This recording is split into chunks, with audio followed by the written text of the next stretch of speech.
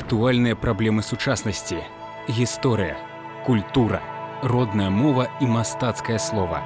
Пра гэта і не толькі пісьменнік і публіцыст Навум Гальперовіч гутарыць з вядомымі людзьмі краіны. Вітаю вас, дарагія сябры. Як заўсёды, мы пачынаем з цытаты. Уся наша сям'я працуе разам з музеем Якуба Коласа для ўшанавання памяці, папулярызацыі яго творчасці. Гэта наша асноўная задача. Хто, як не нашчадкі, будзе расказваць пра слова Коласа наступным пакаленням. Гэтыя словы належаць сённяшняй госці нашай праграмы, супрацоўніцы галоўнаму захавальніку фондаў дзяржаўнага літаратурна-мемарыяльнага музея Якуба Коласа, праўнучка Якуба Коласа і Янкі Маўра, Васіліна Міцкевіч. Вітаю вас, Васіліна. Добрый дзень, Навум Яковлевич. Вельмі рада быць сёння разам з вами. Васіліна Міцкевіч, кандыдат сацыялагічных навук, галоўны захавальнік фондаў дзяржаўнага літаратурна-мемарыяльнага музея Якуба Коласа, праўнучка Якуба Коласа і Янкі Маўра. Нарадзілася ў Мінску, скончыла факультэт філасофіі і сацыяльных навук Беларускага дзяржаўнага універсітэта.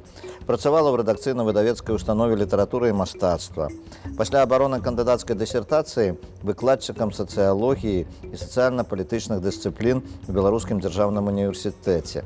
З 2010 года ў Дзяржаўным літаратурна-мемарыяльным музеі Якуба Коласа, з 2011 галоўны захавальнік фондаў музея.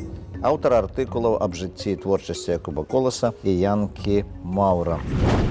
Васіліна, вы адзначаеце, што супрацоўніцтва з дзяржаўным мемарыяльным музеем Якуба Коласа гэта сямейная справа. Но гэта увогуле, канешне, калі улічыць, што першым дырэктарам музея быў Даніла Канстанцінович, што вось і ваша мама, і ваш дзед Міхась Канстанцінович, сын Якуба Коласа, канешне, яны стваральнікі музея. Сапраўды гэта сямейная справа для вас, удзел у рабоце музея. Конечно, вы правильно сказали, что зусім недавно мы святкавалі 60 год з таго дня, як быў адкрыты наш музей, і што стваральнікам і першым дырэктарам музея быў мой дваюродны дзед Даніла Канстанцінович Міцкевіч.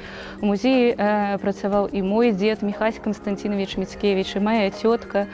І я лічу, што мне таксама вельмі пашчасціла працаваць у музеі, бо трапіла я туды выпадкова. Як вы ўжо сказалі, я па адукацыі сацыёлаг, выкладчык сацыяльна-палітычных дысцыплін, працавала ў Беларускім дзяржаўным універсітэце. І пасля таго, як скончыла аспірантуру, мне прапанавалі паспрабаваць папрацаваць і ў музеі. Я спачатку сумнявалася, але неяк мы так паразмаўлялі з маці, з дзедам, і яны сказалі, што, канешне, музей для нас гэта сямейныя справы, хто, як не нашчадкі, павінны папулярызаваць і захоўваць творчасць і спадчыну Якуба Коласа. Мне гэта справа вельмі падабаецца, і я раблю ўсё магчымае, каб адпавядаць роду Міцкевіча, каб папулярызаваць творчасць Якуба Коласа. Калі вы першы раз трапілі в гэты музей? Ой, я нават і не памятаю. Прывялі вас за ручку, напэўна? Да, гэта было у дзяцінстве. Я думаю, што мне там было уже 4 ці 5 год, і мы бегалі па музейнай тэрыторыі каля дубоў, якія садзіў Якуб Колас.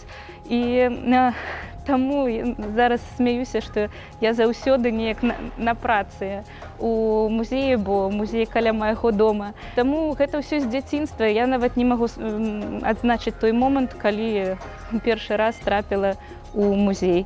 У 4-5 гадоў вы яшчэ сабе ўявіць не маглі, але гэта было ўжо в прынцыпе наканавана, што вы будзеце працаваць у гэтым музеі. Напэўна, так. Я памятаю тую экспазіцыю, якая была у музеі, такія дзіцячыя ўспаміны. Таму гэта вельмі цікава, нават зараз параўноўваю з тым, што сёння ў нас у музеі. Канешне, за 60 год працы музея зроблена вельмі многа па захаванню спадчыны Якуба Коласа і папулярызацыі яго творчасці, але вельмі многа чакае нас наперадзе, таму мы будзем старацца гэта ўсё рабіць і працаваць сумесна, і сям'я, і музей.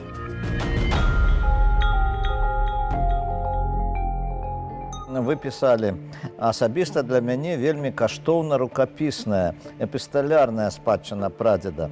Думаю, не кожны мае магчымасць пачытаць лісты, якія пісалі іх сваякі 50-70 гадоў таму. Гэта вельмі натхняе.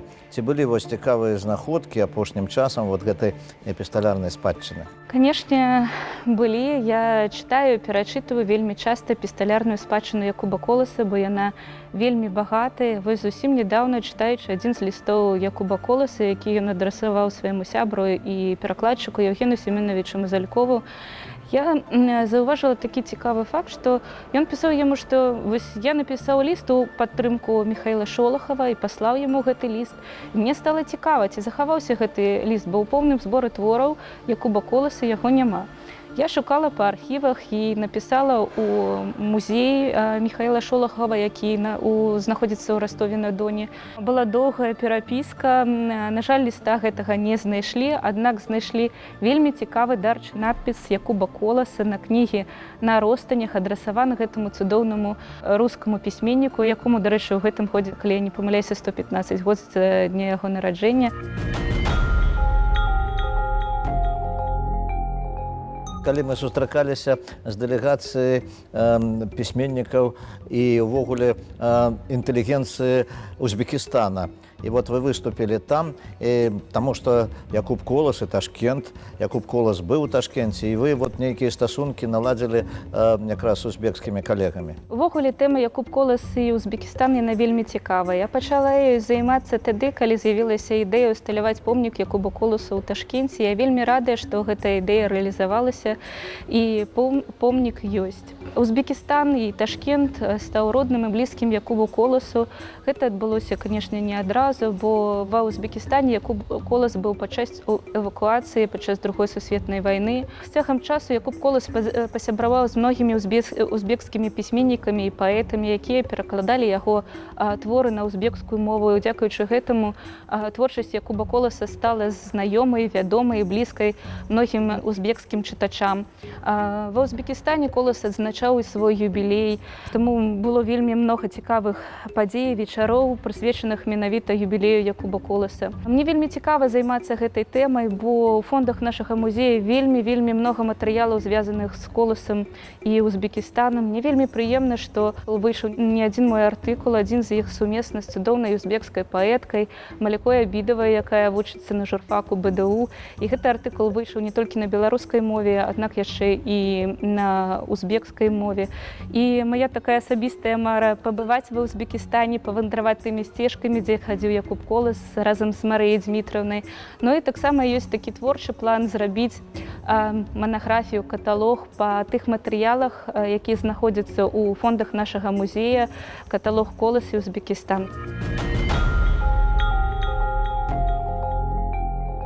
Было б несправядліва яшчэ не згадаць другога вашага прадзеда Янку Маўра. Так, канешне, я займаюся больш творчасцю Якуба Коласа, аднак і мне ёсць цікавасць і да жыцця і творчасці Янкі Маўра. Я ганаруся тым, што выйшла кніга у серыі беларускі кнігазбор. Вось недаўна зусім мы святкавалі выхад 100-й кнігі, а адной з кніг была кніга выбраных твораў Янкі Маўра. Укладальніцай гэтай кнігі з'яўляецца мая маці Марыя Міцкевіч, ну а я пісала прадмову да гэтай кнігі.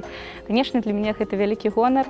Но яшчэ магу сказаць, што свайму другому прадзеду я таксама прысвяціла некалькі артыкулаў, якія выходзілі да юбілея Янкі Маўра. Яшчэ адной цікавай тэмай такой з'яўляецца медыцынская тэма. Да Маўра я да гэтай тэмы прыйшла праз Коласа. Справа ў тым, што Маўр быў вельмі цікавым такім чалавекам, вельмі цікавым субяседнікам, чалавек з вялікімі энцыклапедычнымі ведамі. Аднак гэтаму чалавеку ў жыцці выпала вельмі многа таго, што яму прыйшлося пераадолець. Вось я напісала такі цікавы артыкул аб тых хваробах, з якімі сутыкнуўся Янка Маўр у сваім жыцці. Гэта вельмі цікава, бо ён перажыў і укус шалёнага пса, не памёр, калі захварэў на воспу, яго маці яго выхадзіла, хварэў на вадзянку, вельмі складанае такое захворванне. Ён страціў зрок і доўгі час час нічого не бачыў, аднак не бачачы, ён выратаваў дзяўчыну, якая танула ў моры, бо яго абвострыўся слух. Многа такіх цікавых фактаў. Пра гэта ніхто раней не думаў, не пісаў. Мне здалося, што гэта будзе вельмі цікава. Мы супрацоўнічаем з Тацянай Сівец, уже не адзін артыкул я прадставіла ў медыцынскі веснік. І хоць для іх гэта, можна сказаць, тэма літаратурная, але таксама цікавіць. У вас подрастае дачушка, маленькая, колькі ёй зараз? У мяне дзве дачкі. Адной недавно исполнілася 6 год, а другой у хуткім часе будзе 3 гады. Дарэчы, меншую маю дачку я назвала годам маёй бабулі, дачкі Янкі Маўры, Наталіі. І хачу адзначыць, што абедзве мае дачкі носяць маё прозвішча маёй маці, майго дзеда і майго прадзеда Міцкевіч. Мы гэтым ганарымся, і гэта у нас такая сямейная традыцыя, бо па жаночай лініі гэта прозвішча нашай сям'і перадаецца. Ну і, канешне, з маімі дочкамі мы таксама вывучаем творчасць аднаго і другога майго прадзеда. Мы чытаем творы для дзяцей Янкі Маўра. Маёй старэйшай дачцы Юліі вельмі падабаецца дэкламаваць радкі Савосі Распусніка. Савося вас усед. Так, яна вельмі добра чытае. Вывучаем, таму з дзяцінства прывучаем дзяцей ганарыцца сваімі каранямі. Яны ходзяць у дзіцячы садок побач з музеем, а на музейным плоце вісяць такія вялікія плакаты з вершамі Якуба Коласа, з яго фотаздымкамі. Яны заўсёды пытаюць мяне кожны раз, хто гэта. Я расказваю, што гэта ваш прапрадзед Якуб Колас. Яны ўжо ведаюць, што гэта бацька іх дзеда Мішы, які заўсёды іх частуе цукеркамі.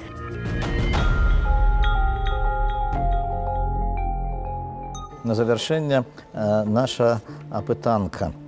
Прадоўжыце, калі ласка, вось такую фразу «Беларусь гэта». Беларусь – гэта мой край родны, мой прыгожы мілы кут маіх дзядоў. Так пісаў Якуб Колас, і так думаю і адчуваю і я. Назовіце, калі ласка, 3 месцы, у якіх, на вашу думку, павінен пабываць кожны беларус. Для мяне такімі месцамі з'яўляецца, канешне, мемарыяльная сядзіба Якуба Коласа ў Мінску, бо гэта дом, дзе жыў Якуб Колас разам з членамі сваёй сям'і, дзе ён тварыў. Гэта дом духоўнага настаўніка ўсяго беларускага народа і простага, зямнога, шчырага, добрага чалавека, якім быў Якуб Колас. Другім такім месцам з'яўляецца, канешне, малая радзіма Якуба Коласа, прыгожы Стаўбцоўскі край. Трэцім такім месцам, на маю думку, з'яўляецца горад Пінск, вельмі прыгожы горад. Гэта горад, дзе настаўнічаў Якуб Колас, дзе ён пазнаёміўся з Марыяй Дзмітрыўнай Міцкевіч, яго жонкай, спадарожніцай жыцця, дзе ён стварыў сваю сям'ю. Калі б у вас была такая магчымасць, з кім бы з гістарычных асоб вы хацелі б сустрэцца і пагаманіць? Канешне, гэта мае прадзеды Якуб Колас, Янка Маўра. Мне ёсць вельмі многа пытанняў да іх, бо столькі ўсяго невядомага, аб чым можна было ў іх запытаць. Мне было б вельмі цікава.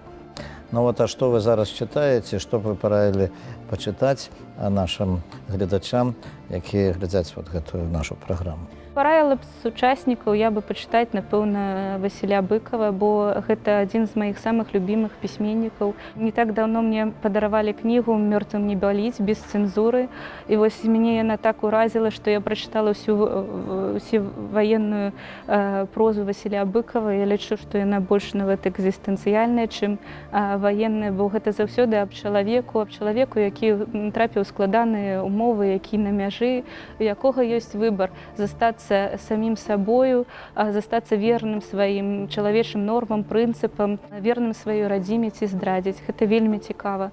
І яшчэ адна такая кніга, якую я правіла пачытаць, гэта кніга Радзіма Гарэцкага «Лісты кахання», укладальнікам якой ён з'яўляецца. Гэта перапіска яго бацькі і маці. Гэта кніга мяне вельмі ўразіла, яе немагчыма чытаць без слёз. І апошняе пытанне, што для вас беларуская мова? Ведаеце, што беларуская мова была апошнім клопатам Якуба Коласа, і ён напісаў нават цэлы ліст у ЦК кампартыі аб стане роднай мовы. І гэты ліст з'яўляецца актуальным і сёння. Колас пісаў, што родная мова – гэта найбагацейшы скарб народа, у якім адлюстроўваецца яго гісторыя, сучаснасць, і гнеў, барацьба, любоў і радасць. Ну, а для мяне родная мова – гэта мова маіх дзядоў і прадзедаў, мова, якая ў мяне ў сэрцы і ў душы. Што ж, дзякуй вялікі. Я нагадаю нашым тэлегледачам, што сённяшнім госцем нашай праграмы была галоўны захавальнік мемарыяльнага музея Якуба Коласа Васіліна Міцкевіч. Усяго найлепшага, да пабачэння, да сустрэчы.